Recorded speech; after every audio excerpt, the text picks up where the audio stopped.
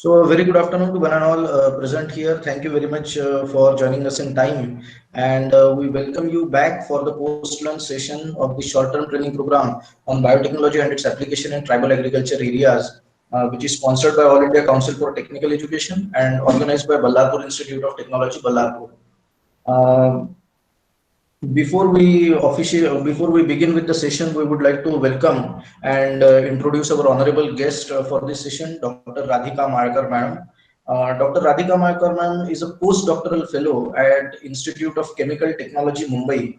She was earlier a visiting research fellow at the University of Manchester, UK. This opportunity was awarded to her under Professor Dame Nancy Rothwell and Dhirubhai Ambani Lifetime Achievement Award Fund of ICT Mumbai. She has presented around 10 papers in international conferences. She jointly holds a patent with her research guide, Padma Shri Professor G.D. Yadav.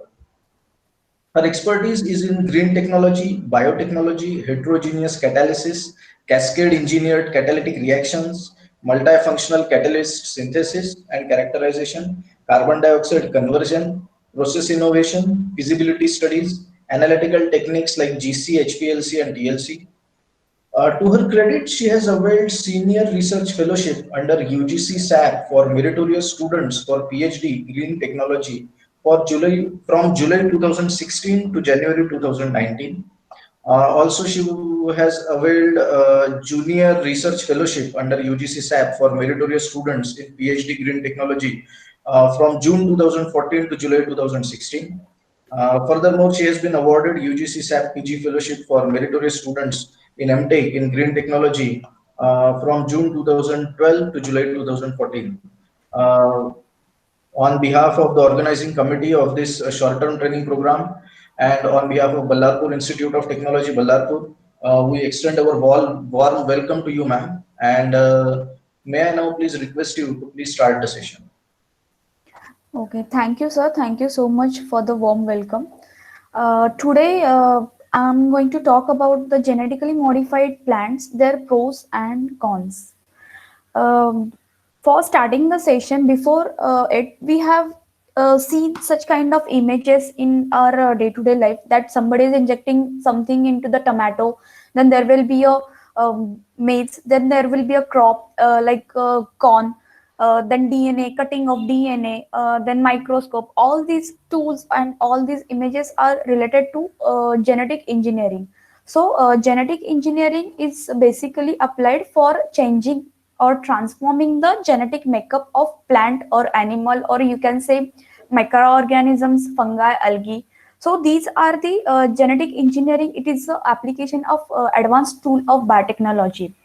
With respect to plants, genetically modified plants have attracted a large amount of media attention from the last decade, and it will continue to do so because plants are the daily routine of our human beings and all the living organisms. But despite this, the general public remains largely unaware of what is actually mean by GM plants or genetically modified plants, what they gives the advantages and what are the disadvantages of such technology offers to the welfare of mankind or welfare of human being. So basically we have to ask this question, that how common the genes are in our daily food.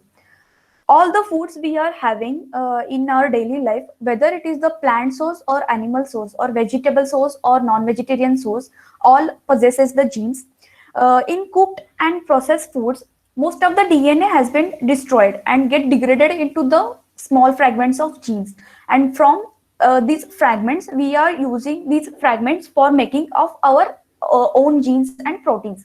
So each cell in plant contains about 30%, 30,000 of genes, and genetically modification comprises the addition of one or 10 genes. So this is a very small portion of the genes.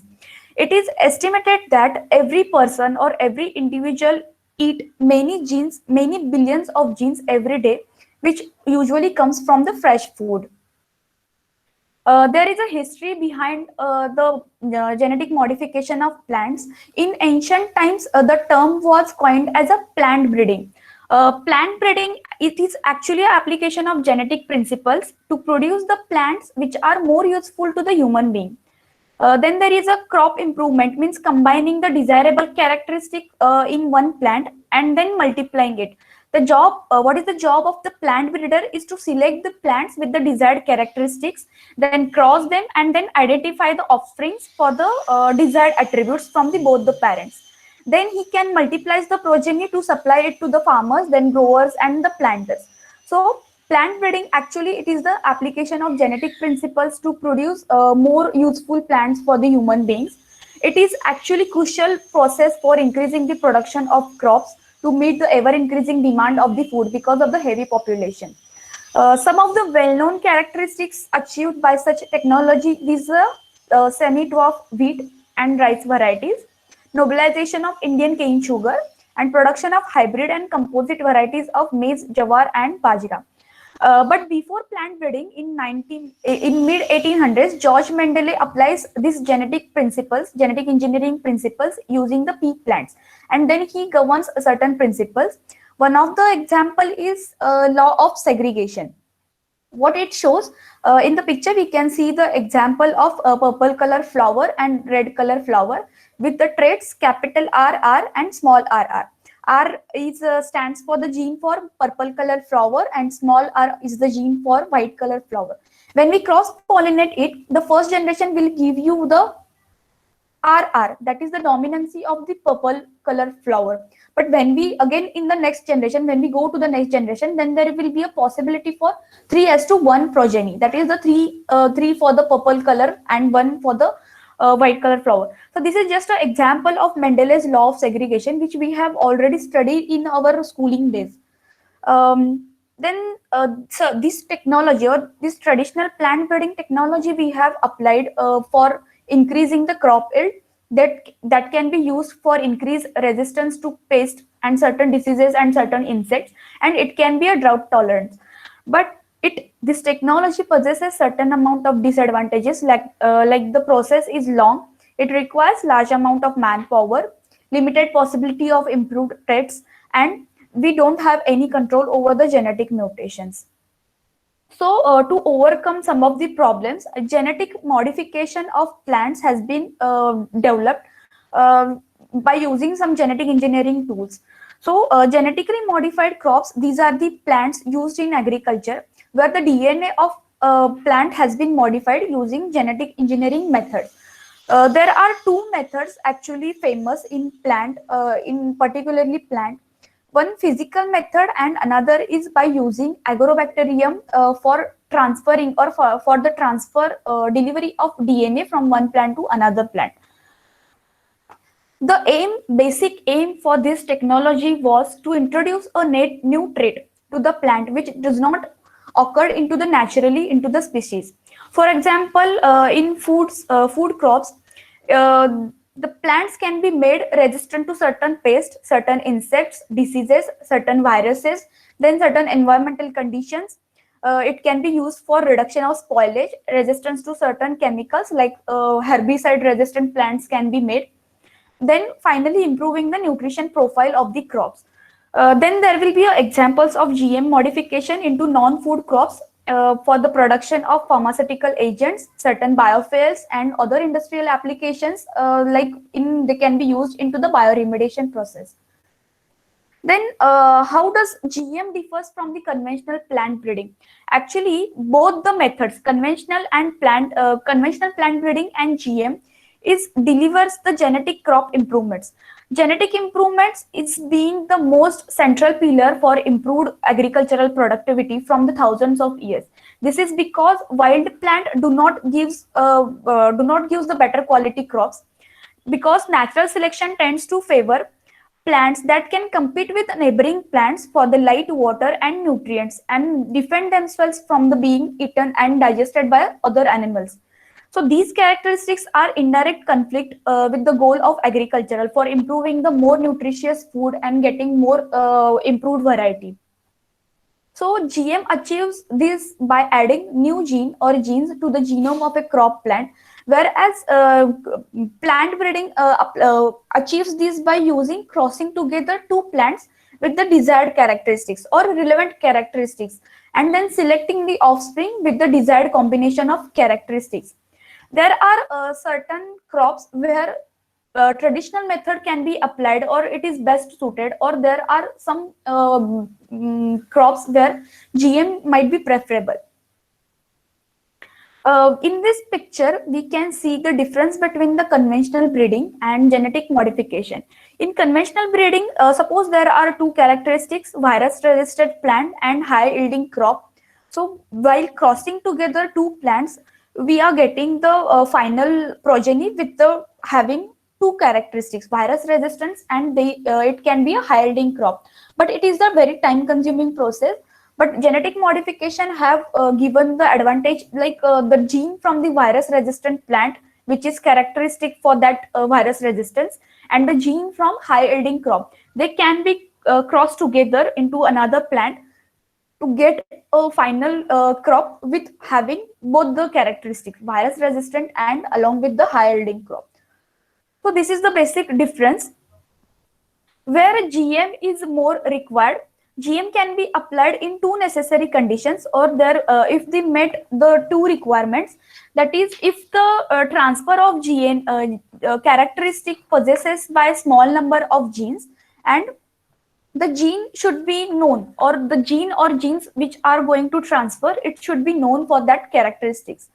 Where the GM is preferable, firstly, the gene of interest might not exist in a species that can be successfully crossed with the crop. The gene might come from the entirely different kingdom, such as bacteria, or it can be from insect, it can be from different animal or from microorganism. It is not necessary that gene should come from plant only. And secondly, today's high yield crop lines have carefully sharpened the combination of genes. So these are the two reasons why the GM is more preferable. What is actually genetic modification of crops and how it is done? The characteristics of all living organisms are determined by their genetic makeup and its interaction with the environment. The genetic makeup of organism is its genome, and it is made up of from the DNA. The genome contains the gene which are actually a part of the DNA, which carries certain characteristics for that organisms or for the living human being. So it is these proteins that gives the plant the characteristics. For example, the color of a flower is determined by the genes that carries the instruction for making that protein involved in the production of that pigment of that color.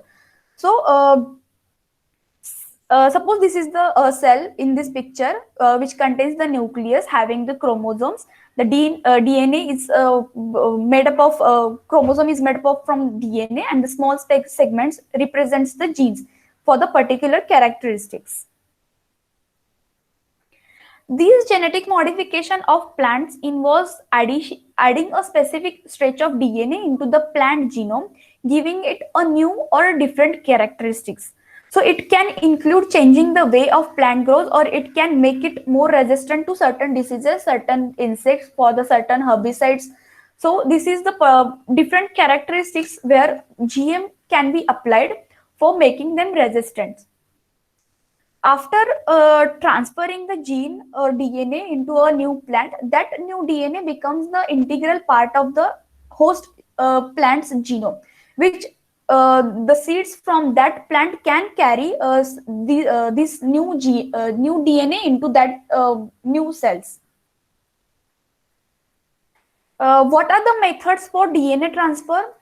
With respect to plant, two methods are very famous. The first one is physical method, in which the metal particles were getting coated, the surface of metal particles were getting coated by the DNA, which we want to transfer into the plant, and then the particles will get bombarded into the plant cells, and after bombarding, the particles will get into the plant cells, and the DNA will get immersed into the new genome. Second method is using the bacterium or virus. Mostly Agrobacterium tumefaciens is the famous into the plant. There are many viruses and bacteria that can transfer their DNA into the host cell as a normal part of their life cycle. For GM, Agrobacterium is getting used. The gene of interest is first transferred into the bacteria, and then bacterial cells then getting transferred the new DNA into the genome of the host plant cell. The plant cells that have the successfully taken up the DNA are then grown into the labs to create a new plant. So here are two methods explained into the picture. First is the Agrobacterium tumefaciens method. This is the blue colored. It is the desired gene which having the desired characteristics. First, the DNA is getting transferred into the Agrobacterium. Then this cell is getting transferred into the plant cells. Then this genome is getting merged with the genome of the host plant cell to getting the new variety of the plant cell. Whereas in particle gun method, the metal particles first getting coated by the DNA sequence, which is for the desired sequence.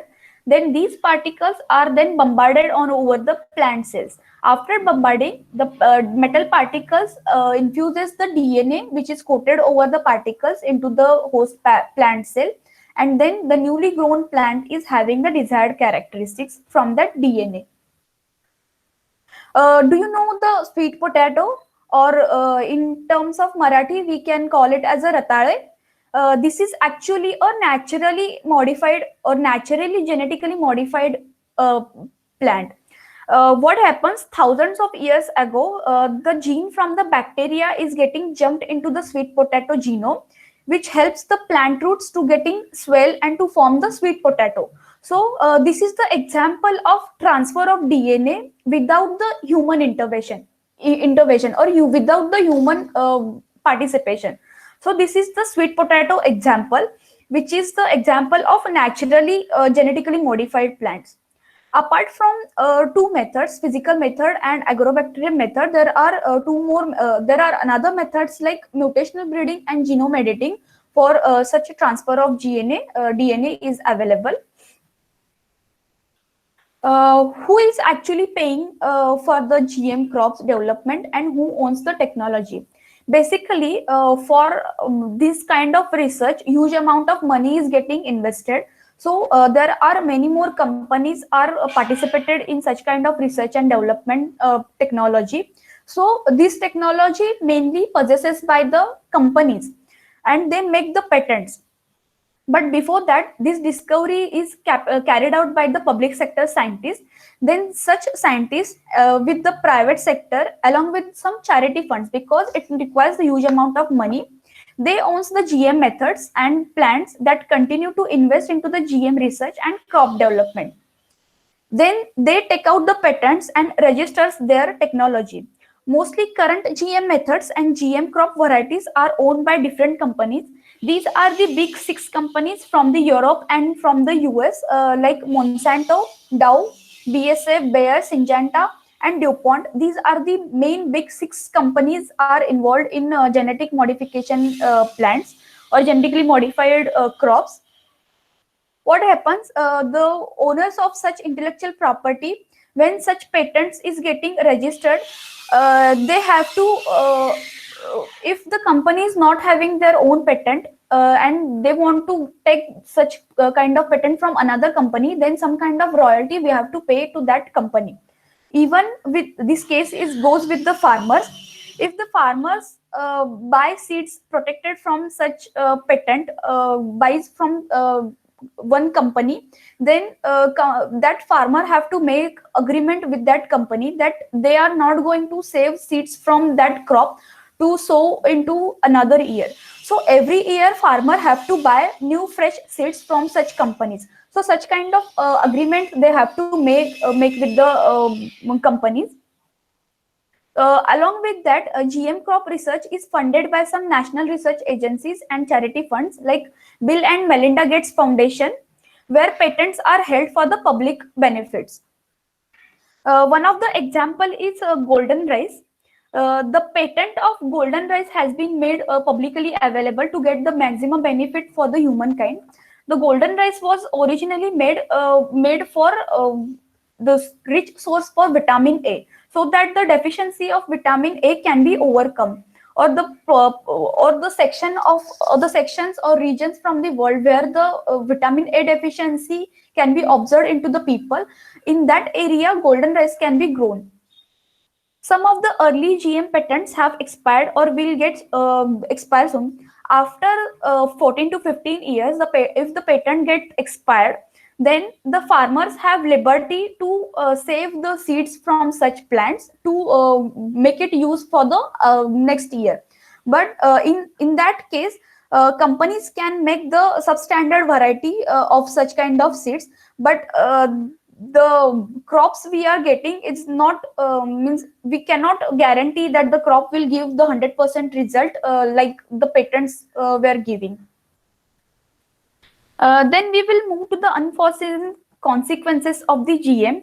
Right now, there is no evidence that the production of new crop variety using such GM techniques is more likely to have the unforeseen effects than the producing one using the conventional crossbreeding. There is a one concern that the inserted new DNA into the plant genome by GM technology that might have unpredictable consequences, but such kind of consequences can be seen frequently into the plant in natural terms. For example, some bacteria and viruses inserts their new gene into the genomes of plant that they infect, so they are called as jumping genes. So this is a natural phenomena. So but such gain and loss of genes within the species is very common, so we cannot say that GM is having such kind of effect or consequences on the plants. Because of these processes, all new crop varieties, however they are produced, can include the genes inserted into the new unknown places from the genome, and new genes that may not have previously been into the food chain that can come from the non-GM non-plant species. What it means, there may be occasionally unforeseen consequences for both GM plants and non-GM crop varieties, because it's a natural phenomena. Jumping genes can be can get moved from one plant to another by using certain bacteria, by using certain insects or viruses. It is a natural phenomena, so we cannot say that the effect is by the GM technology only. Genes have been introduced into the GM crops so far, and why? Basically, from ancient times, three kinds of varieties are getting made into by using GM technology. First is herbicide resistant plant, second is insect resistant plant, and third is virus resistant plant. The most common example in herbicide resistant plant is that uh, Roundup. Roundup is the actually herbicide. What happened in 1996? Genetically modified Roundup Ready soybean resistant to Roundup become commercially available. What happens in that? Roundup is a herbicide. Whenever this herbicide getting sprayed over the plant possesses the protein which is not susceptible, or Roundup kills, or which is toxic to the plants, because glyphosate is the one of the component of that Roundup herbicide, which kills the plant by interfering with the synthesis of essential amino acids. This is the pathway carrying out into the plant, and glyphosate from the Roundup interferes in that pathway. So in this way, the plants getting killed. So by using genetically modified method, they have developed the immune protein which is developed into the new crop. That protein is susceptible for glyphosate from Roundup. There is another example with this. In agriculture, actually there is a problem of the weeds. So herbicides such as Roundup and Liberty Link are able to kill the wide range of such kind of weeds. But whenever we spray such kind of herbicides over the plants, along with the weed, the main plant is also getting killed. So to solve this problem, crops have been modified for this Roundup resistant. In this way, the Roundup ready crops have been engineered to contain a gene from agrobacteria, making them immune to Roundup herbicide. So after famous of Roundup Ready corn, Roundup Ready soybean patent has applied, and that got expired in 2014. Currently, Roundup Ready crops including soybean, maize, canola, then there is a sugar beet, cotton, alfalfa, and wheat. These are the varieties have been developed for such kind of herbicide resistant. Then there is an advantage, like it eliminates the use of different types of herbicides. They can be planted into a weedy field because these kind of plants are resistant to herbicide. So if whenever we plant such crops into the weedy field and we spray the Roundup over the plants, the weeds can be killed, but they do not affect the plant, or the do not affect the resistant plant which is genetically modified, because the weeds can be controlled by the herbicide. It reduces the need for plugging, which means the less soil erosion. The company Monsanto has commercially applied this technique into the soybeans, then alfalfa, some cotton, and some maize. The disadvantage has the farmers have to buy proper herbicide to match with that herbicide tolerant crop. This is the only advantage with this herbicide resistant technology. Second is the insect resistant technology. In this, the crops have been modified with the Bt toxin. Actually, the bacteria Bacillus thuringiensis produces a group of proteins called as a Bt toxin. This toxin is toxic to certain kind of insects, but not to all. But do not harm beneficial insects other than the animals.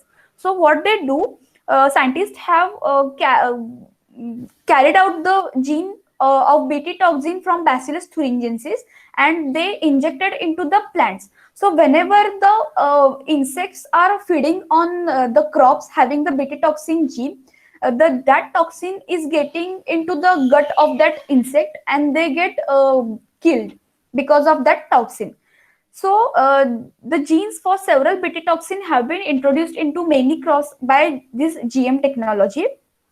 For example, 90% of cotton planted into the USA, India, China, Australia, and South Africa, these are of GM varieties containing such kind of Bt toxin gene. Over the last 20 years, it is estimated that application of 450,000 tons of insecticide has been avoided because of such kind of Bt toxin genes. Because these Bt toxin is harmful for certain kind of insects, but not to all. So whenever these insects getting feed over GM modified plants, they get killed because of the Bt toxin. The third example for virus resistance plant, in Hawaii, what happened in 1990s, the papaya crops are getting killed because of the virus ring spot, papaya ring spot virus, that has almost destroyed the plantation of papaya in 1990s. The production of papaya got failed by 50% during the 1993 and 2006. So scientists have applied GM technology to make the papaya immune, or to make the papaya resistant to ring spot virus. In this picture, we can see the green spot. These are because of the virus. So whenever when the scientists have applied uh, the crops, the newly resistant crop of papaya resistance have been grown widely into the Hawaii, and today 90% of Hawaiian papaya farmers are growing GM papayas.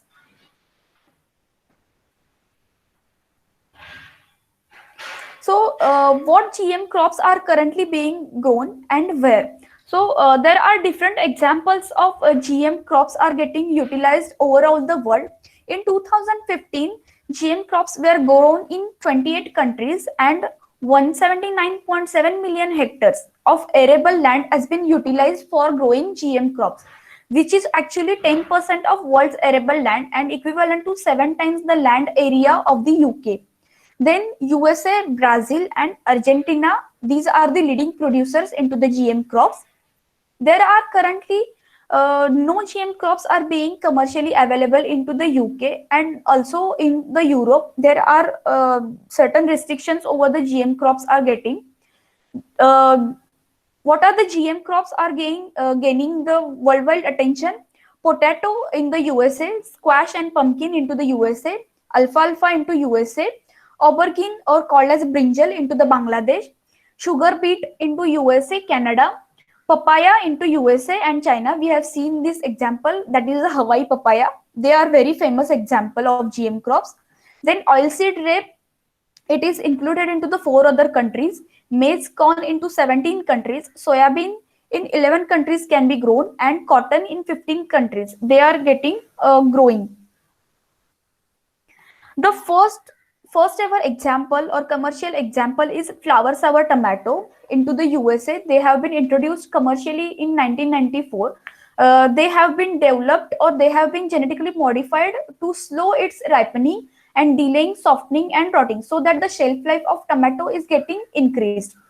The farming of GM crops has been massively increased since 1990s.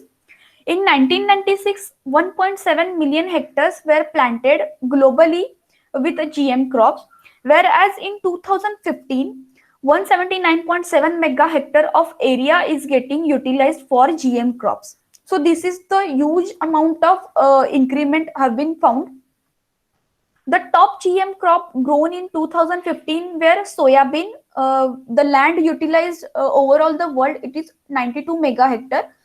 Followed by maize, 53.6 mega hectare of land, then followed by cotton and oilseed rape. The values represents 83% of world production of soybean, 75% production of cotton. The GM crops made up 29% of world's maize produces and almost quarter of the world's oilseed rape that year in 2015. Among the countries growing GM crops, USA has utilized 70.9 mega hectare of area. Brazil has occupied 44.2 mega hectare area, Argentina 24.5, and India ranks 4th in utilizing area for the GM crops, 11.6 mega hectare, then followed by Canada. So within Europe, there are actually 5 countries they are growing GM crops like Spain, Portugal, Czech Republic, Romania, and Slovakia. Certain countries like Spain, they are utilizing 0.1 mega hectare.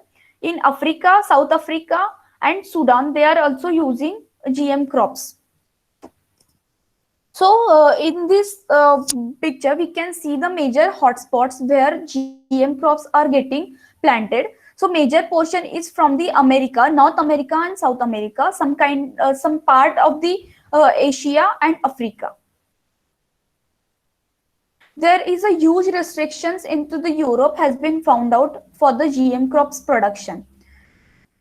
In this chart, we can see USA is the first in the rank for utilizing GM plants, 70.9 mega hectare of arable land they are utilizing.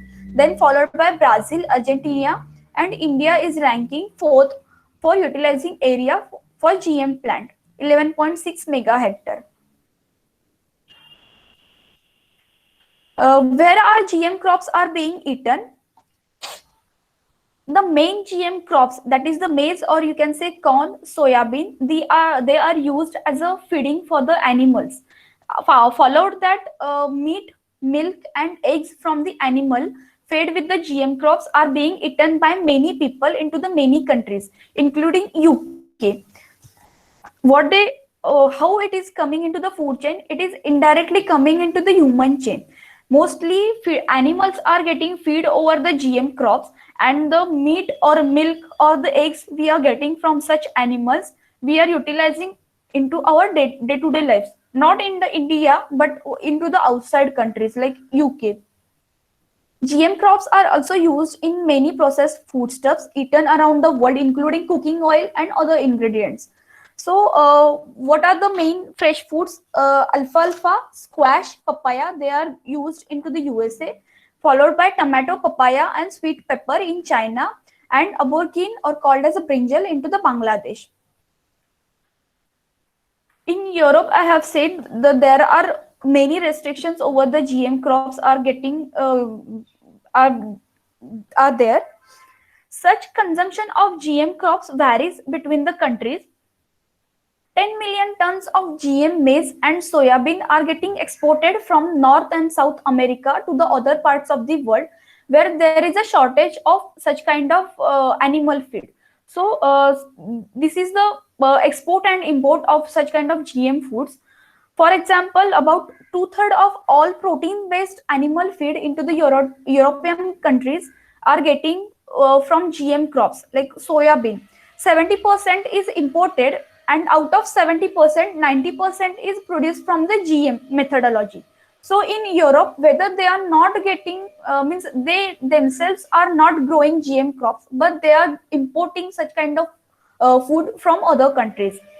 Meat, milk, and eggs from the animal feed with the GM crops is eaten in many countries. So basically, it is the animal feed. There are, other than the animal feed, they can be utilized into the processed foodstuff like cooking oil, sauces, biscuits, and other confectioneries made from the GM crops, and which must be labeled. Then GM virus resistant variety, like we have seen earlier, the example Hawaiian papaya, it is mostly grown into the Hawaii, into the USA and China. They are getting exported into the China and Japan. Now, is it safe to eat GM crops? Actually, there is no evidence that the crop is dangerous to eat just because it is GM.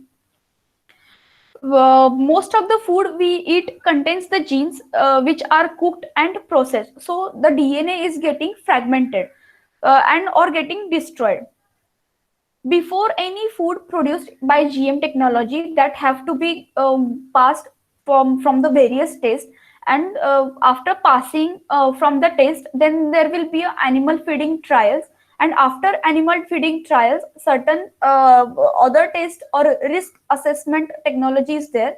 After risk assessment, then the GM crops are getting into the market for the consumptions.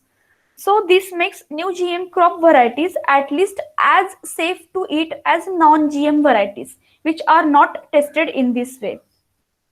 There have been a few studies claiming, there are very few studies claiming that it is damaging to the human or animal health from specific food they have made from the GM. The claims were not about the GM method itself, but about the specific gene that is getting introduced into the crop or the agricultural practices they have adopted by the farmers with respect to the GM technology. There is a one example with the GM modified tomato. In animal feeding trial of GM tomatoes modified to produce high level of antioxidants showed that the GM tomatoes reduces the level of cancer. But this is not because the tomato is a GM, but rather than they are producing antioxidants which are known to reduce the cancer. So this is the myth about the GM tomato. We have already seen eating the GM food is not affecting our gene because they are getting digested when we cook such kind of foods.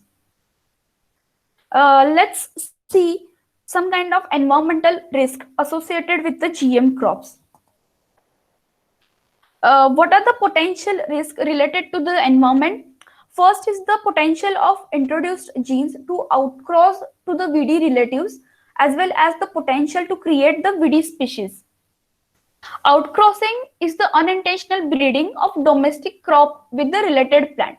A major environmental concern associated with the GM crops is their potential to create a new weeds through the outcrossing with the wild varieties, simply by persisting into the wild themselves. The potential for the above is to happen and accessed prior to the introduction and is monitored after the crop is getting planted. There is a 10-year study initiated into the 1990s that demonstrates that there is no increased risk of invasiveness or persistence of such kind of gene into the natural habitat. With the study has been carried out with oilseed rape, potato, corn, and sugar beet. And the traits were observed: herbicide tolerance, insect protection, insect tolerance, or insecticide resistance. Second example is a direct effect on non-targeted organisms. In May 1999, it was reported that the pollens from the Bacillus thuringiensis insect resistant corn had a negative impact on the monarch butterfly larva. Actually, the Bt toxin, we have already seen the Bt toxin is toxic to certain kinds of insects which are getting getting feed by that, which are feeding on that plant. But it has been observed that it is also toxic to the monarch butterfly. But this observation is very, the debate was carried out vigorously in 1999 over this kind of report, because there are three reports published by different data.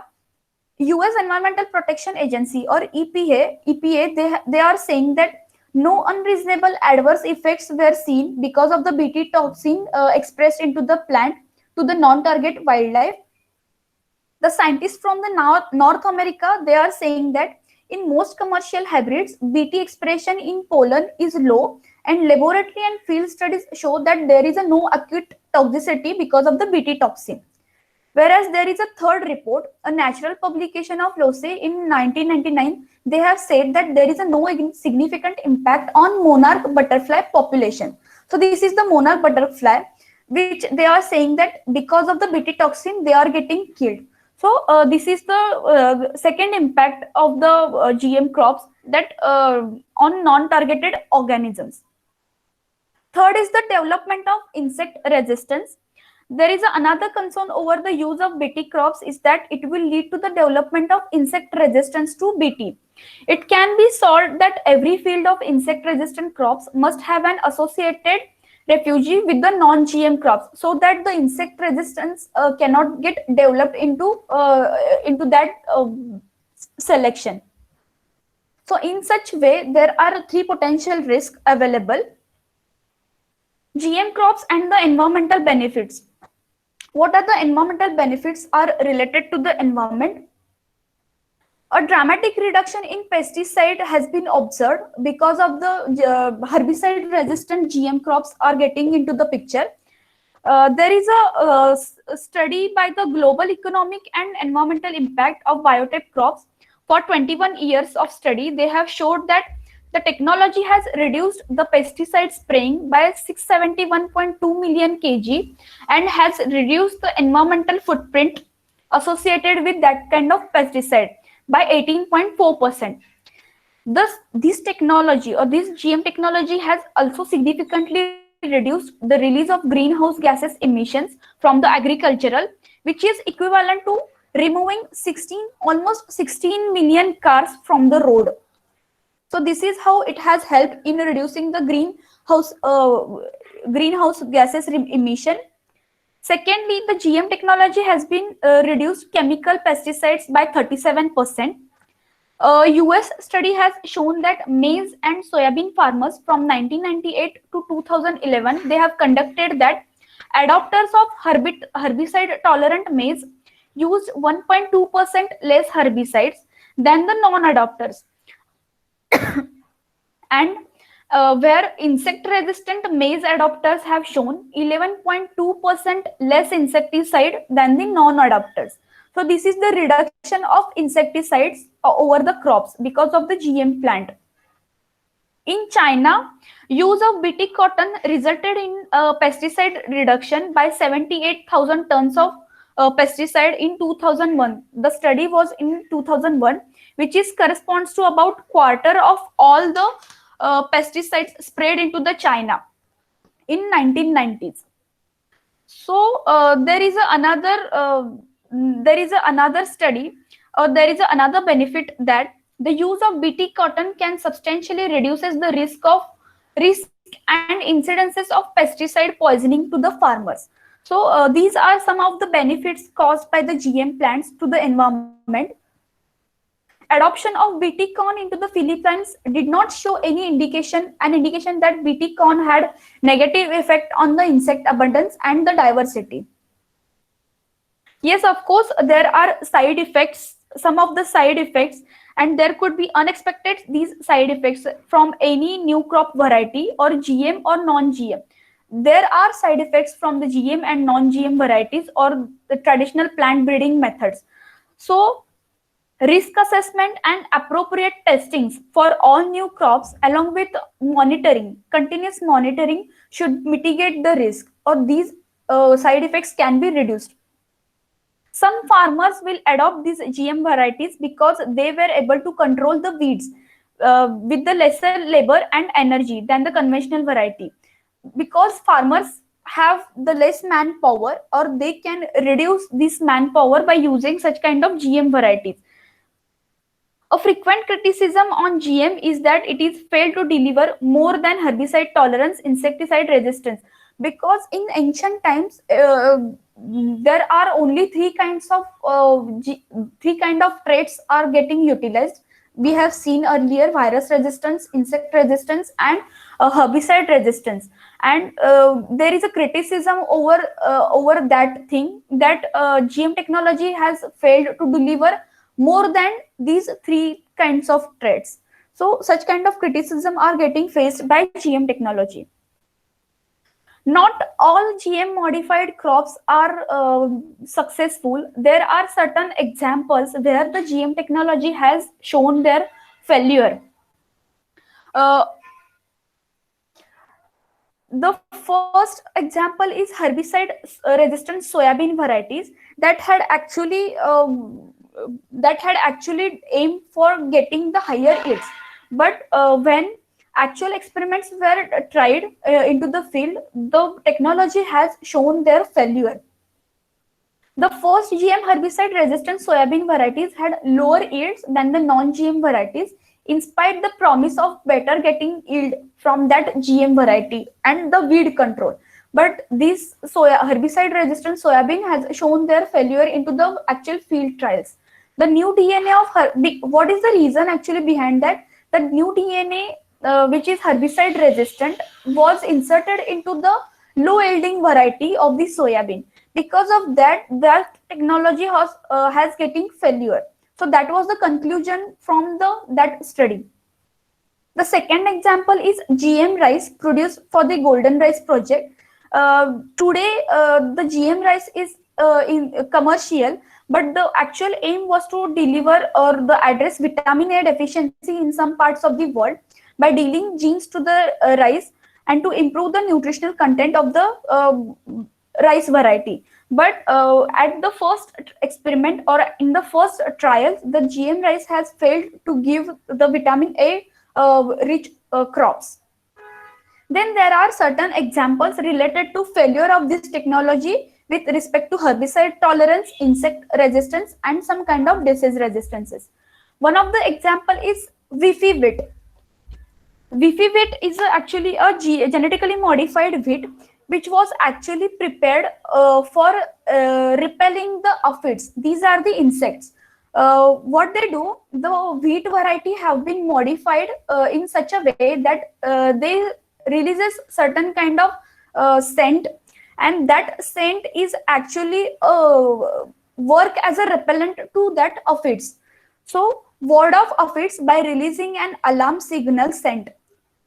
This is actually helpful for the predators of the aphids also, because whenever wheat releases such kind of scent, that actually helps in repelling aphids, and also they can be a signal for the predators of the aphid species.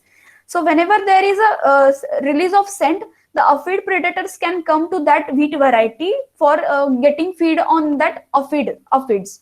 So in this way, two ways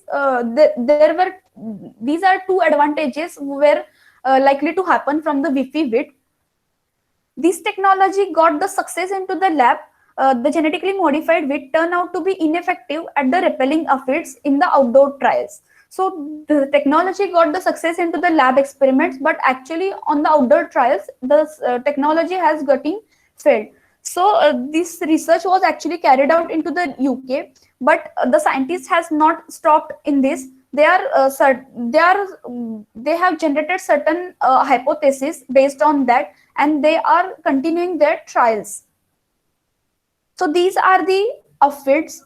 These are the insects feeding on the wheat variety. So these are the insect infection to the wheat variety. We can see into the picture. So this Vifi wheat has been developed for repelling such kind of aphids. Then there are successful examples. Then there are various successful examples. But they are not accepted by the public. So there are two examples. In Europe, Mon 810 maize, they it is getting commercialized by Monsanto company and Amflora potato by the BASF company. The Mon 810 maize contains the CRY gene from the bacteria Bacillus thuringiensis, which expresses the Bt protein or Bt toxin, that is which is having the insecticide property, means it is insecticide resistance. And the second example is of Amorphora potato. Actually, the conventional potato is contained of 80% aminopectin and 20% of starch. But by using genetic modification, the potato has been modified for getting 100% of amylopectin. So, Amflora potato in turn was modified in such a way as to avoid the production of amylose starch and to produce only 100% amylopectin starch, which is desirable by many industrial applications. So in this picture, we can see this is the conventional potato is having 20% amylose and 80% aminopectin. So Amorphora is the new variety prepared by using genetic modification, which contains 100% of amylopectin.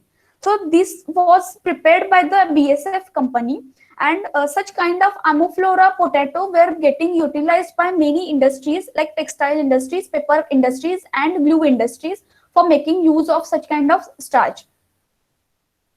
But still, these are two examples. These are two successful examples. They are not getting accepted by the public. So there were a huge protest carried out into the USA over such kind of technology. The research from this protest was the research or analysis was carried out from such kind of protest, and they have shown that 29% of public, they are saying that we have heard a lot about this technology, or we have heard a lot about this kind of crops. 52% of people have a very little knowledge, and 19% of public do not know anything about such kind of crops, but still they are into the protest. So this is related to the public awareness regarding the GM technology. Can food derived from the GM varieties be harmful? Results of research performed on animals are very ambiguous, because the actual human trials were not performed with the GM technology.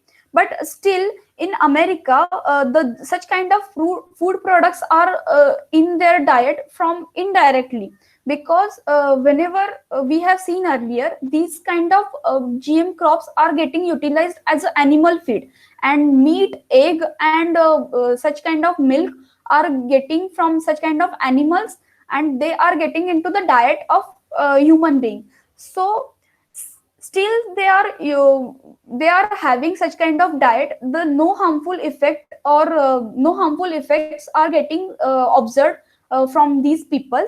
The experience of America's consumer indicates that the GMOs are not harmful. Then there are various regulatory bodies available into the USA to monitor these kind of foods. So Food and Drug Agency, the Environmental Protection Agency, and the US Department of Agricultural, Animal and Plant Health Inspection. So these are the regulatory bodies available to monitor such kind of foods. GM plants undergo extensive safety testing prior to the commercialization. And food derived from the GM crops have been consumed by hundreds of million people across the world for more than 15 years. But they have not reported any ill effect or no legal cases related to human health, despite many of the consumers coming from the most of the litigious countries like USA. So as such, there is no ill effect has been found, but there are certain allergies are getting reported. The assessment of allergic potential of compound is problematic, and a number of different bodies have produced guidelines because of that. As we can see, soon after the GM soy was introduced into the UK, the soy allergies were increased by 50%. So there was after the allergies were found, then the guidelines were implemented into the testing sections.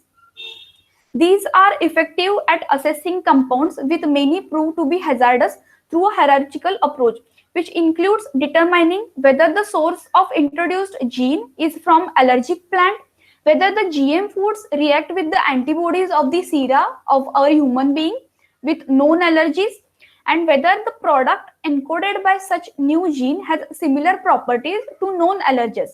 In addition, that animal models are used for screening such kind of GM foods. The risk assessment is common regulatory tool it is a common regulatory tool used in decision making process whether the GMO has to be introduced into the commercial sector or not. So allergic testing have to be done before commercializing GM crops. Because of that, there are some kind of legislations occurred into the Europe. Europe is not at all ready to accept GM crops, but they are importing from other countries. So this is the irony. Across the world and particularly into the Europe, there is a growing resistance against the application of GMO technology into the food and agricultural sector. There are in Europe actually there were two crops were produced. We have seen Mon 810 maize and Amaflora potato. The cultivation of this maize was banned in leading agricultural countries like France, Germany, Greece, Australia, Hungary, and Italy. So these are the countries where the maize production were banned. Ireland and Wales are nearly 100% covered by GMO-free zone, and England by nearly 50%. But there are studies and there are reports that these countries are importing such kind of foods from other countries. Environmental impacts on genetically modified plants. There are actually debates or huge debate is occurring about the commercial introduction of GM modified plants. And this debate was started from the development as soon as the development of first transgenic organism has started. So after that, guidelines came based on the questions like, could GM crop outcross to produce VDNase? Could they harmful to the wildlife and non-targeted insects like monarch butterfly we have seen? Could they help to benefit the environment by providing raw materials? And is their environmental impact acceptable or unacceptable? So these were the questions arose for implementing the guidelines. So total risk to the environment has been summarized as risk associated with the biodiversity, such as the risk is associated with the soil and non-targeted species. Second, these risks are associated with the gene flow and genetic recombination. And third, the risks are associated with their evolution, that is development of resistance either into the insect pest or into the weeds and Bacillus thuringiensis crop. The environmental impacts were divided into direct and indirect impacts. So direct impacts were related to VDNase, gene flow, chemical toxicity, and naked DNA. The indirect impacts were on biodiversity, pest, diseases, and weed control, then herbicide or insecticide resistance, soil and water. These were the indirect impacts. And after that, the regulations of GMOs has been implemented. We will see each impact into detail. The first are direct impact on the direct impact of these kind of transgenes onto the environment. Gene flow. Actually, the gene flow is refers to the pollen. It is the pollen-driven movement of the transgene from transgenic plant into the non-transgenic plant, which is compatible to the recipient plant. For example, free-living relatives. So this is the actual definition of gene flow. But gene flow is considered as a major evolutionary force which brings the changes into the gene frequencies along with mutation and genetic drift and selection. Genetic diversity is one of the consequences of gene flow, and there are secondary effects of gene flow. Actually, effects on non-target species, biodiversity disturbance, species displacement and extinction, disturbance into the soil microorganism, microenvironment, and species of ecological concerns. We cannot eliminate the possibility of evolution of new species uh, because of the because of such gene flow. This gene flow can be carried out in three ways. There is a pollen mediated gene flow, seed mediated gene flow, and vegetative propagule mediated gene flow. The pollen mediated gene flow is solely dependent upon the pollination biology of the plant, amount of the pollens produced, mating system between the donor and recipient species, outcrossing rate, relative densities of the donor and recipient species, types of the vectors. Then there are other factors or natural factors like wind, air turbulence, water current, temperature, humidity, and light intensity. So pollen mediated gene flow is dependent upon all such factors, but a drastic decrease in pollen mediated gene flow was reported with increasing distance from the pollen source. So resistance transgenic wheat, it has been observed in this genetically modified wheat variety. In transgenic corn, canola, and creeping bent grass, pollen transfer rate has been decreased rapidly when the distance between the two crops has been increased by 30 meter, 20 meter, or uh, 30 meter or 20 meter. So this is just an example where the pollen mediated gene flow has been reduced by just increasing the distance between the crops. Another method is seed flow mediated gene flow. It is actually supported by the human error during the sowing, harvesting, and post-harvesting handling, and the presence of advantageous plants. Then third method is vegetative propagule mediated gene flow. So this transfer of gene is caused because of the vegetative organs of the plants or by the various animals. So this is how the gene flow is impacting the environment. These are the direct impacts. In gene flow, there are other methods also like hybridization. Possibility of flow of transgene because of the plant's ability to hybridize sexually with the compatible species and release of these hybrids into the environment as well as from the spread of transgene contamination. So this hybridization is dependent upon various factors. These are weather conditions, then pollination conditions, genotype compatibility, and backcrossing. All these are the factors are affecting hybridization method. So like mode of pollination, compatibility, genotype, these are related to genotype compatibility. Then wind, speed of the wind, direction of the wind, weather, rainfall, humidity, these are related to weather conditions. And also these are related to backcrossing, and these factors are related to the genotype compatibility. Based on gene flow, there are mostly 25 common crops they have evaluated, and they have categorized these 25 common crops into different level of risk. So for the such kind of gene flow, the red color shows the high risk, then the medium risk, and green color is low risk.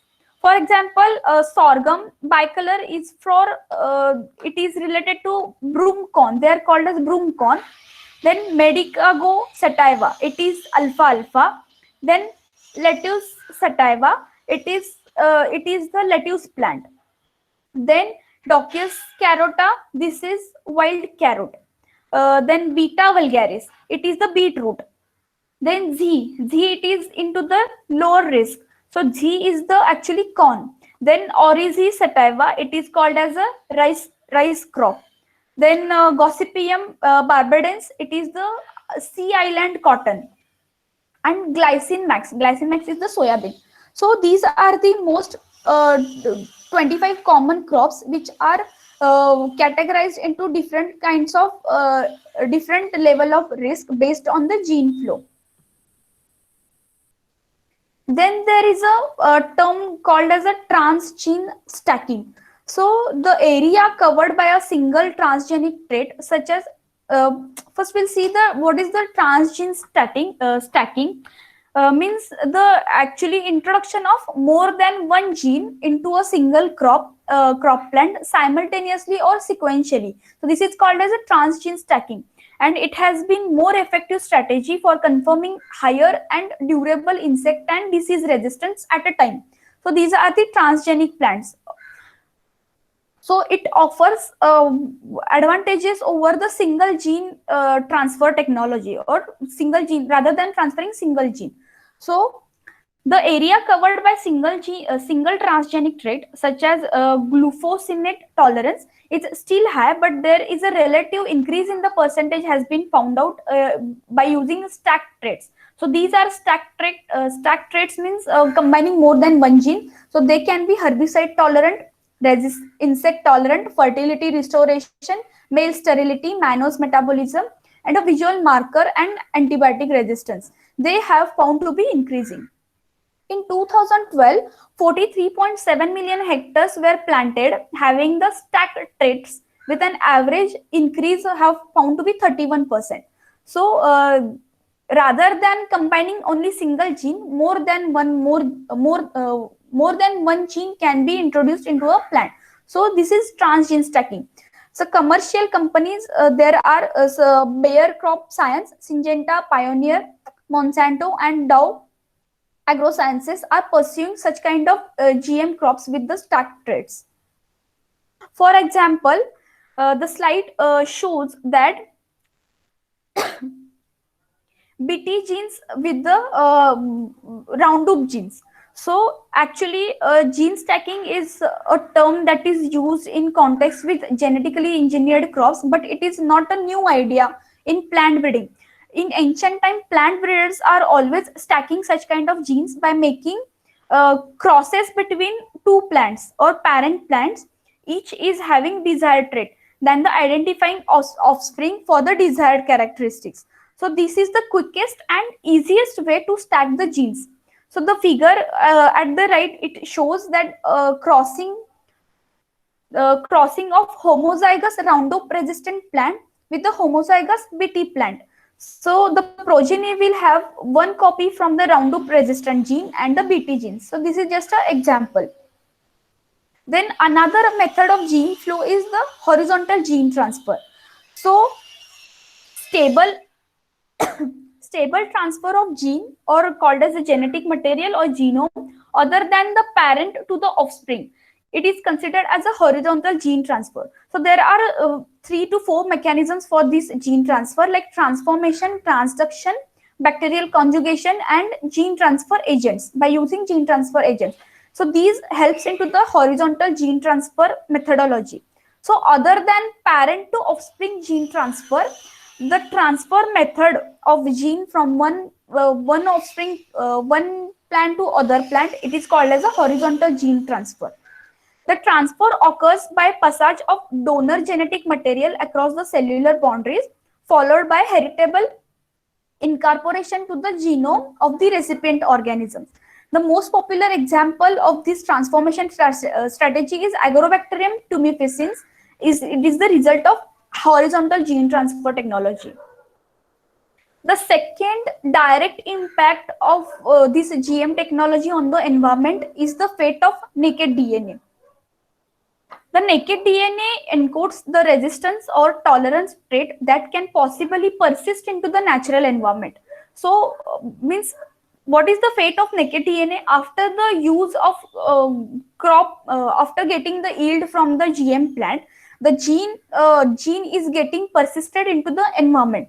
So there are several potential sources for such kind of naked DNA to be transferred, such as compost of GM plants and manure of farmed animals having GM fodder. So these are the two sources where naked DNA can be transferred into the environment. Another possibility of such kind of transgene movement to the natural habitats by meat and milk from the animals which are fed by GM diets. So there are factors affecting such kind of persistence of naked DNA into the environment, like size of transgene, type of DNA, the kind of mineral or particle into the soil to which DNA is getting bind, physiological state of recipient of microorganism or macroorganism, stress on recipient microbe, as well as the availability of nutrients, pH of the soil, amount of humic acid from the soil, and soil temperature. So these are the factors affects on the persistence of such naked DNA from the GM plant into the environment.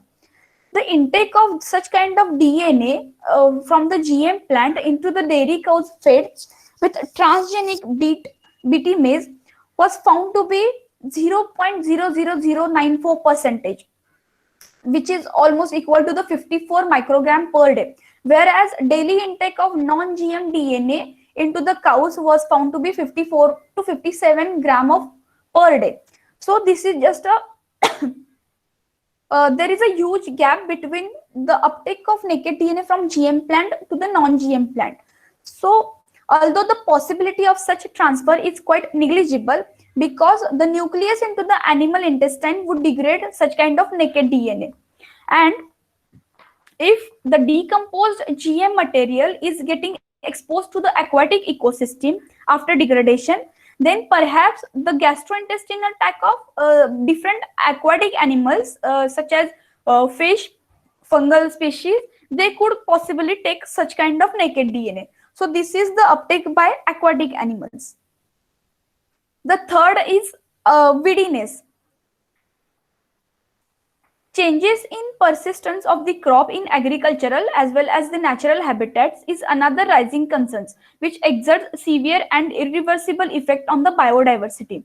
So establishment of a transgene or transgene into wild hybrid as a weed in other fields have been observed. So, and this is called as a weediness, means after the utilization, the transgene or the hybrid, so the transgene which is getting into the normal plant, or this is called as a hybrid, they are getting persisted into the environment as a weed. So this weediness is one of the potential effect of adoption of herbicide resistant crops. So this is the disadvantage of herbicide resistant GM plant. The gain from herbicide resistant gene through hybridization with GM plants could lead towards its persistence into the agricultural habitat. The traits like fast growing rate and self-compatibility crop could favor such kind of weediness. There is an example, Amaranthus or Amaranthus palmeri. This is a cotton weed which was reported to be first in 2004, which was planted into the Georgia. But after 7 years or from the next 7 years, this gene can be found, or the spread of such gene was observed into the 76 countries. So this is the report from the Gilbert 2013. The next direct impact is of chemical toxicity, like the Bt toxin we have earlier seen. Actually, the plants employ the natural toxins for their defense system. It is a natural process governed into the plants to just defend themselves against the threats like pest and certain pathogens. So such chemical causes the toxicity to biotic and abiotic factors to the environment. So mostly studied or investigated toxins are glycoalkaloids, ricin, and delta endotoxins. So Bt delta endotoxins have been targeted in most of the GM plants, like Bt toxin we have seen, and the effect of their proteins on the environment as well as on the friendly microorganisms have been studied extensively.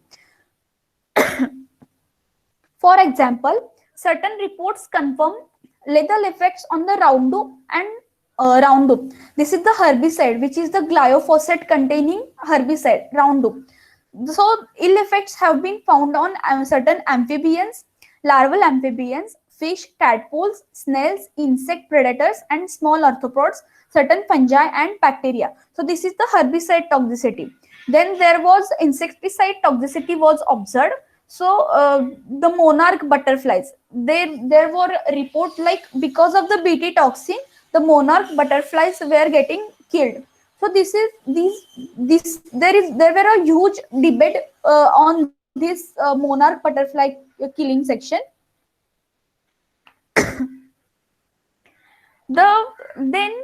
As there are direct impacts, there are indirect impacts of the transgene onto the environment has been observed. The impact of transgene crops on the environment is obvious in response to the changes into the modification of current agrochemical practices which are applied into the agricultural practices in response to the GM technology. As the farmer is adapting to the GM technology, they have to change their agricultural practices. So first, the indirect impact was found to be on soil and water. The debate still prevails among the scientists and farming community about the effect of GM crop introduction onto the groundwater and water reservoirs. So they are saying after introducing such GM crops into the fields or into the outdoor trials, there were effects has been found over the water content into the ground and water reservoirs. The GM crop tolerance to herbicide and in that invite the broad spectrum herbicide applications. As we can see, the glyphosate is probably the most widely used herbicide into all over the world. The glyphosate can reach to the soil from direct interception of spray during the early season or after the post-harvest application by leaching off from the crop. So in this way, glyphosate can reach into the soil or to the water content. The addition of this glyphosate in farmland water and ultimately to the aquatic ecosystem, they are having their impact on the aquatic life. So in this way, they are showing their toxicity. But there are reports or there are data analysis that the risk from such kind of glyphosate toxicity to such kind of non-targeted soil biodata and non-targeted aquatic system is considered to be a marginal. So marginal effect they have found because of such kind of glyphosate. The Zabulai in 2016 showed that no negative effects on soil microbial flora has been found into the field after they were exposed to the glyphosate. So these are some results they have been observed after herbicide resistant plant grown into the fields. Then Bt toxin. The transfer of Bt toxin from GM crop to the soil and water have many possible routes, including pollen deposition during the anthesis, root exudates, and GM plant residues. So these are the sources from where Bt toxin can get into the soil and water. So, but there are evidences exist that Bt toxin bind to the clay and humic substances from the soil and renders protein biodegradation. So these are the effects of Bt toxin. Then certain effects on the biodiversity. Rapid changes into the habitat destruction will probably broadly impacts on the changes into the food web and food supplies. So the balance of predator and prey system becomes more critical besides than the impact of beneficial organisms. What happens? Widespread commercial cultivation of GM crops, especially herbicide tolerant crops, poses serious threats to the ecosystem complexes. We have seen that how glyphosate is getting reached to the soil and water. So, for example, weed causes low yield and contamination. But on the contrary, they are also eco-friendly in a sense that they helps in reduction of soil erosion as well as they are providing natural habitat to certain beneficial organisms. So in this way, they are affecting the biodiversity. The third indirect impact is on reduction of efficiency of pest, diseases, and weed control. The frequent crop swooping, increased use of broad spectrum of herbicides, and increased impetus on minimal cultivation are the few consequences for the changes in agronomic practices in response to the GM crop cultivation. There were observations have been found in evolution of herbicide resistance, evolution of insecticide and pesticide resistance. For example, use of Bt biopesticide by organic farmers led to the resistance of diamondback moth population in certain areas like America, Florida, Japan, Philippines, Hawaii, and China.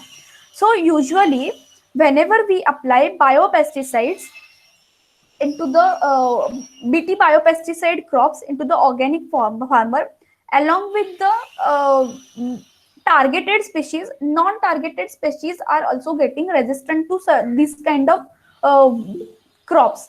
So they were found into the America, Florida, Japan, and Philippines. After all these impacts, or after all these studies, direct and indirect studies, the government has decided to put certain regulations and put certain testing over the GMO crops before they are getting into the commercialization process. So European regulations are there over the GMOs, and certain Russian Federation GMO regulations are there, and based on science and politics, the lot of politics is getting involved whether the GMO crops are introduced into the natural public sector or not. So the risk related to use of genetically modified organisms on ecological stability of the GMOs. The application of genetic modification allows the genetic material to be transferred.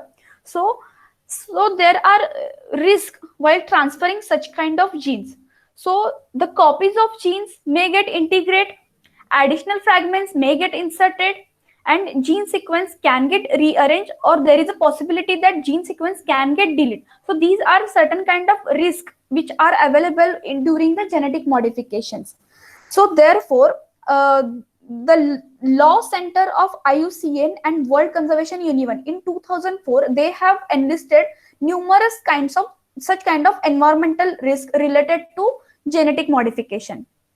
And these lists, these problems are basically categorized into following parts: genetic contamination, or called as interbreeding, competition with the natural science, increased selection pressure on the targeted and non-targeted species, ecosystem impact. We have earlier seen that impossibility to follow, because once the GMOs have been introduced into the environment, if some problem arises, it is impossible to eliminate them. So many of the risks are identical to those incurred with the regard to the introduction of naturally and conventionally bred species.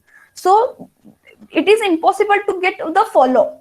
Then sixth is the horizontal transfer of recombinant gene to the other microorganism. So these risks are categorized into these six possibilities, into which horizontal gene transfer. Horizontal gene transfer means the transfer of genetic material other than the method of transfer of genetic material other than parent to offspring.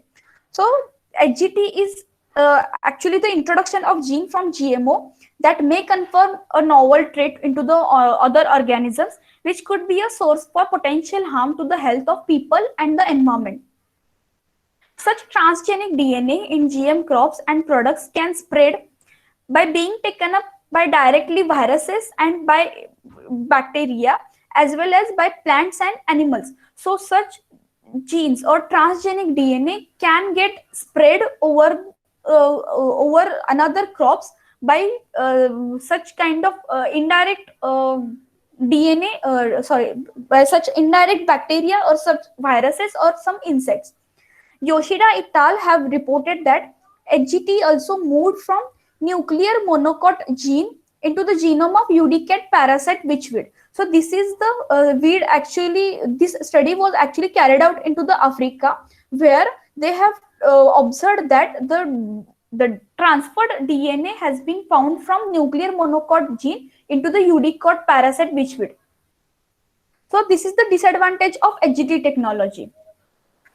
Based on that, Royal Society in 2003 has published the results of extensive farming scale evaluations of the impact of transgenic HD maize, spring oilseed rape, that is called as canola, and sugar beet on the biodiversity. The study was carried out into the UK. This study found that the main effect of these crops compared with the conventional cropping practices, the effect was on weed vegetation, with consequent effect on herbivorous, pollinators, and other populations that were feeding on such kind of GM crops. However, there is a still inefficient evidences to predict that the long-term impacts of transgenic HT crops will be weed populations and associated in crop biodiversity. After seeing all these impacts on the environment and human health, risk assessment has to be done or has to be carried out on the GM crops. So this risk assessment is unavoidable. What happens whenever we calculate the risk assessment? We can predict that what are the impacts on the environment and human health will be after introducing these GM crops into the actual trials. Biosafety issues pertaining to the marketing GMOs have received increasing attention by national and international agencies and some regulatory bodies. Risk assessment attempts to quantify the risk and evaluates the probability of possible outcomes on the basis of scientific data. Actually, there are three steps for calculating this risk. This risk assessment improves the quality, being the quality of the products or the quality of the life, and plays a central role in the innovation required to maximize the benefits which are getting from the GM crops. So this risk assessment is getting followed into three steps. First is the identification of circumstances that may give rise to an adverse effect over the human health or to the environment. So after identification of these circumstances, estimation of level of risk and severity of consequences can be carried out. So how likely is it to be happen? What is the problem? What is how they are harmful and how much level? What is the level of that harmness to the human and also to the environment? After identification of that, characterization of the risk based on the evaluation or based on the data analysis can be carried out. So after that, what is the risk? So that risk has to be that risk has been getting evaluated. The risk assessment related to the environment. So ERA that considers the impact of introducing the GM plant into the given environment. So the Environmental Risk Assessment Agency carried out this kind of risk assessment. The ERA is concerned with the evaluating the potential for harm to the ecosystem components given to the exposure to the GM plants. So based on certain questions like, does the genetic modification of the plant causes it to have attributes commonly associated with the weeds in managed environments, invasiveness in natural environments, or called as persistence into the natural environments? Will the transgenic element in the GM plant move into the native plant populations? And so what if it is does, what will happen next? That is, will the gene flow causes the native plant to become the weedy or invasive? So these are the questions where these were the questions can be evaluated while calculating the environmental risk of GM crops. After calculating the risk, there should be a risk management. So once the risk is assessed, it must be managed. The management of the risk is exclusively political action. A lot of politics is getting involved, whether these crops are making publicly available or not, whether the information related to such GM crops are publicly made available or not. So these are type of politics is getting involved. So the risk management is divided into following five steps. The role of impact assessment process, public awareness or access to the information, because public access to the information is important as public participation and is one of the tools that could help to realize and to get the maximum benefits of these modern biotechnological tools. Then keeping transparency and capacity. Simple transparency and access to the relevant documents and sufficient data related to that GM crop should be made available to the public domain. Then fourth is labeling, standards and certification. Before getting into the public, there should be a certain standards have to be maintained with the conventional system. Certifications have to be done. The beyond public access to the governmental documents and process, however, there are other mechanisms by which public awareness and access information can be encouraged. So what are these? Product labeling, food safety standards and general consumer protection laws. So in these four ways, public awareness can be created regarding the GMOs. It should be this information or this labeling and these standards should be accurate. They should be specific in the values and clearly expressed in understandable language to the common people. The information should be unbiased and it should be based on full disclosure of the relevant facts by the GMO proponents. Means while then the public will decide whether to accept it or not, don't accept it. There is a term called as a labeling. So what is mean by this GMO labeling? What happened in 2017? The government passes the National Genetically Modified Foods (GMO) labeling law to have one uniform standard among all the GMOs. So this is called as a GMO labeling. This is also referred as bioengineered or bioengineered food or bioengineered crops. Actually, many companies, they have already started labeling their products and supports the national labeling standards. The rule states bioengineered food shall not be treated as safer than or not as safe as non-bioengineered counterparts. Actually, this labeling do not give you the safety information. It just, the labeling will provide you the information regarding that GMO food to the public section. These new food labels are simply informative for the consumer and not indicative of safety or nutrition. They do not provide you how nutritious is the food will or how the safer is the food to the consume. After the law is getting into the implication, three different labelings we can see. The text on the food packaging, for example, they can be written as partially produced with the genetic engineering, or they can be say that fully engineered, fully produced with the genetic engineering. Then there should be a symbol that represents the bioengineering and electronic or digital link that can be scanned so that the information or the data regarding that GM crop can be accessed. So into the picture, there are four symbols. They are getting accessed. They are getting released by the USDA. So they can be bioengineered. They have referred as or derived from bioengineering or derived from bioengineering. So these are four logos we can see over the GM crops. So GMO labeling. Who supports this GMO labeling and why? The following are these organizations, and they are very famous, like American Public Health Association, British Medical Association, Australia Public Health Association, then Pennsylvania Association, Ontario Public Health Association, Illinois Public Health Association, American Nurses Association, then American College of Physics, Dignity Health, Washington State Nurses Association. All these respected organizations are supporting such kind of GMO labeling to provide maximum information or to making more awareness into the public sector. Some of the famous institutes or some of the famous organizations they are saying something about such kind of GMOs. Let's say the American Association for the Advancement of Science is an international non-profitable organization. They are saying about the GMO crop that the science is quite clear. Crop improvement by the modern molecular technique of biotechnology is safe.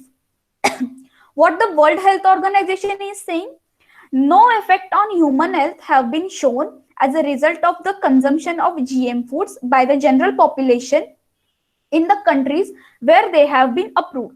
So this is the saying by the World Health Organization. Whereas there are many more organizations, they have released their statement into the public domain regarding the safety of the GMO crops. So while in concluding my section, I want to say that the use of genetically modification is important in order to meet the ever increasing demand of the food supply because of the increasing heavy population. We are at such stage where in one hand we are facing the means threat from the human health and environment because of the GMO crops, while on the other hand we are having the opportunities to change the way the things are getting done, or we have the opportunity to develop the more nutritious crops. Regulations concerning the use of GMOs need to be on the broader basis for taking the decisions. Consideration of social, economic, and ethical issues need to be taken care of, and comparison among the GM method, conventional system of plant breeding, and other agricultural practices such as organic farming. This comparison will bring to the light the relative risk and benefits of adopting the GM methodology or GM crops. Application of the precautionary approach provides the avenues for the future development and use of genetic engineering. Last but not the least, public perception and acceptance. These are dependent upon the trust and whether the products or processes they are beneficial for the citizens and consumers. So right now this is the situation of GMO foods which are available into the market. They are tomato, rice, sweet corn. Some of these products are getting accepted by the community, and some are getting banned. Like Hawaiian papaya, we have seen they are getting accepted into the Hawaii, whereas soybean, sugar beets, then the wheat, then there is a cotton. At least half of the cotton grown in the world is GMO. Then alfalfa, tomato, rice. So these are certain products which are prepared using the GMO technology. These are the few references which I have referred. Thank you.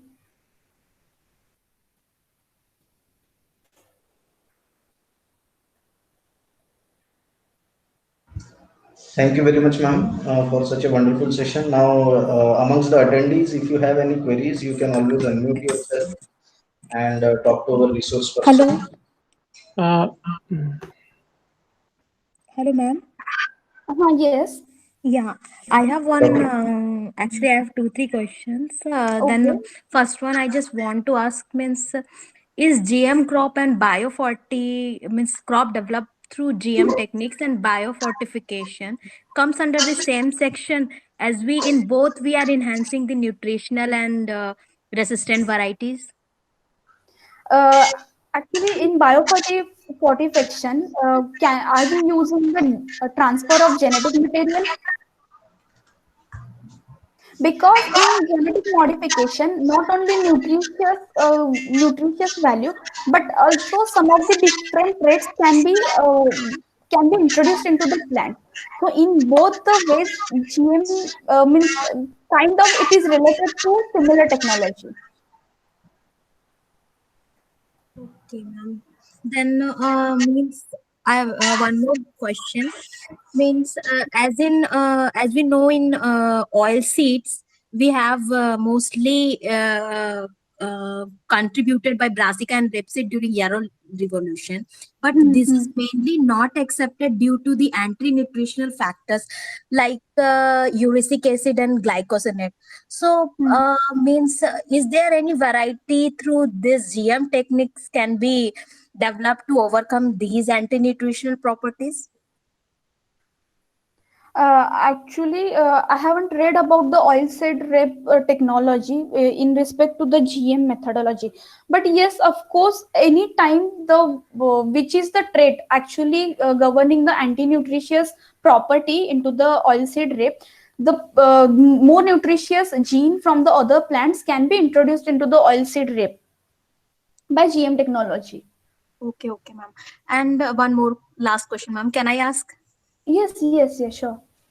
Ma'am, actually, about farmers, we know that they are so much interested or means so much stick to the benefit cost ratio. Yes, so in case of hybrid seeds, we are just means just you said that agreement is signed that every year it should be replaced. That's a reason also means that can be deteriorate in next F1 generation and segregating generation. But in the case that if we grow because the reason is in hybrid crops we are using lots of techniques for years and years during the crossing methods. So in the case if we develop GM crops, whether this will be means more costlier or bit cheaper than Yes, these yes. hybrid? Actually, the most R&D is getting carried out into the GM technology, because after all, we are changing the genetic makeup of the crops. So Yeah, we yeah. have to see each and every ill effect caused because of the GM technology. So likewise, I have mentioned into the presentation, the charity funds, public sector, and with the help of government, these modifications can be carried out before they are sending into the farmers. So farmers need to be trained, and they have to be making aware that how these seeds prepared by the GM technology have to be used into the fields. Okay, ma'am. Means if the seeds developed by GM techniques will be a little bit cheaper than how we are getting through hybrid Yes, various. yes, Yeah, sure. then The hybrid easily technology accept. will give you the cheaper. Yes, yes. Okay, okay. Okay, ma'am. Thank you, ma'am. Thank you so much for a Yeah. nice But in presentation. hybridization, there will not be a control over the genetic mutations. Yeah, yes, ma'am. Sometimes also we are getting dragging gene drag, or sometimes we are also getting Yes, recessive means linkage, which we yes. can't Traits like means remove through the hybrid control. techniques. Means that will take time while Yes, yes. we are going for phenotyping. But in every stage, we can go for Right. genetic modified crops. We can identify each every during seedling stage, in developing stage. Yeah, Yes. that is reason that we should Yeah, move. we can identify the stage and we can introduce that gene at that stage. Yeah, yeah. Okay, ma'am. Okay, thank you, ma'am. Yeah, yeah. Thank you. Thank. Uh, Excuse me, I want to ask one Yes, question. yes, Myself, sir. Dr. Pankaj Kumar Singh from IIT BHU. Okay, sir. Your lecture was very nice. I Thank you, continuously sir. read your lecture. That is very nice. And at last, you were feeling some problem. Then you should take a drink, take a glass of water also with you. That is the personal suggestion. Yes, sure, sir. Sure. I was feeling that you are having some problem in that obviously occurs when speaking continuously. Yes, sir. Yes, sir. Uh, Thank you. Thank you. I want to ask a question whether you have gone through any plant or fruit for the patenting process. If you have gone, then what problems you have faced during the patenting of the Sir, actually, my work is not into the GM technology, but my patent work is related to chemical reactions. It is totally different from this GM technology. Okay, okay, thank you. Okay. Okay, there are a few questions in the chat box as well. One of the queries is raised by Sanju Verma sir, and he is asking that Sanjay sir, actually, my specialization area is actually a green technology, which comprises all the sectors. But I have carried out my PhD into the chemical reactions carried out by multifunctional catalyst, and I have patented my system for getting fuel like methane from this carbon dioxide, which was released by the refinery industries into the atmosphere. So I have developed such a catalyst that will give you continuous methane production from CO2 for 1,000 hours. So I have patented that catalyst for 1,000 hours for making CO2 into the fuel. In a nutritious value of GM crop become unchanged when in comparison with the wild crop. I'm not getting. Is the nutritional value of GM crop become unchanged when in compare? No, nutritional value will not reduce in the GM crops, because nutritional value can be increased. Like we have seen the example of golden rice. In golden rice, vitamin A deficiency can be covered, and GM crops are dependent upon the gene which is particular for that trait. So that trait can be introduced into the gene, but in hybridization or in plant breeding, we are not having any control over the gene transfer, because some of the genes can get inserted, whereas some of the genes can get deleted. In that case, nutritional value can get depleted. Is there any specified metals used in metal particles for particle bombardment? So I think silver metals can be utilized. So you are expert in microbial process. Yeah, I have the enzyme technology. Hello. Yes, go ahead, ma'am, please. Okay. Actually, I have a doubt. Are there any light emitting plants? Sorry, Are there any light emitting plants like bioluminescent plants? bioluminescent algae is there. Which one? Algae. Algae. Yeah. Sujana ma'am, I think you are not very clearly audible. If you will please hold the mic close to your mouth, maybe. Okay, now I'm audible. Yes, you are audible. Yes, Okay. go ahead. Actually, Actually, in nature, there are not exactly bioluminescent plants are available, but some of the algae are there. okay. Some scientists, I heard that some scientists have created bioluminescent plants. So I'm asking just because in case you know anything In about it. nature, it is actually not available. In laboratory, we can prepare it. Okay, in laboratories we can prepare by how? I mean, by in vitro or in. Sorry, I don't have the information regarding that. Okay, okay, okay. Thank you. Yeah, thank you. Ma'am, there is one more query, and that is from Empriya ma'am. And she is asking, what is the stage of genetic engineering field in our country? By introduction of GM foods, what will happen to our traditional food? Actually, from ancient times or from the starting, we are eating the traditional foods, right? So it is having, they are not having as such cons. But because why this bioengineering or genetic modification is needed? Because of the increasing population, the demand of the food is ever increasing. So how to just meet that demand? So such kind of technology is getting existed, but obviously whenever we are changing our genetic makeup, there are certain pros and cons they will get with that. So we have to just see what is important to meeting the ever increasing demand, or just get stuck with the traditional food.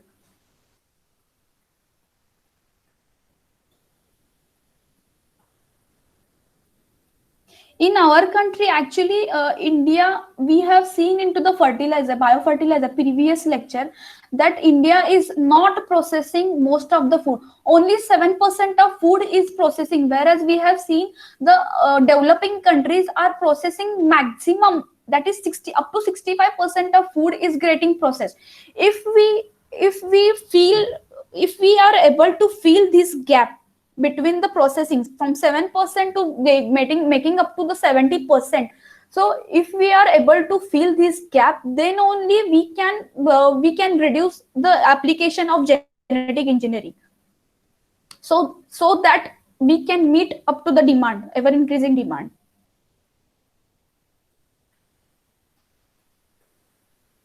So, Pankaj, I have filed my patent with you by using the patenting file. So the problems, I did not get any, means as such there were no problems I have faced.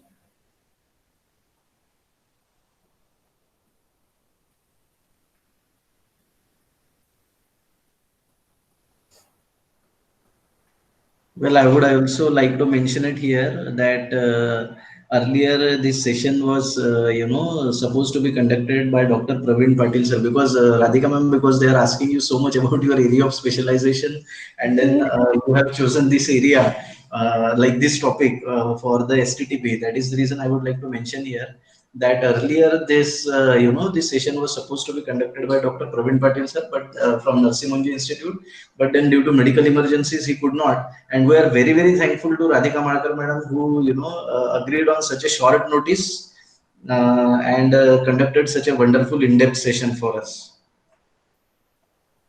So if there are any more queries, you are welcome. Please unmute yourself and go ahead and ask your queries, or you can also type in your queries in the chat box. Thank you. Thank you. Well, ma'am, considering the number of questions that were asked after this session and the response that we are getting in the chat box, I must say that this session was a huge success. Thank And you, sir. Thank you so much. Actually, I've tried to give maximum information on regarding, because there are many more concerns with the GMO crops. Actually, public is not at all aware like what is actually a GM or genetic modification, how it is beneficial to the public benefits. So I have gathered all the information as I can and presented here. So if I missed anything, please let me know so that I can also get improvement.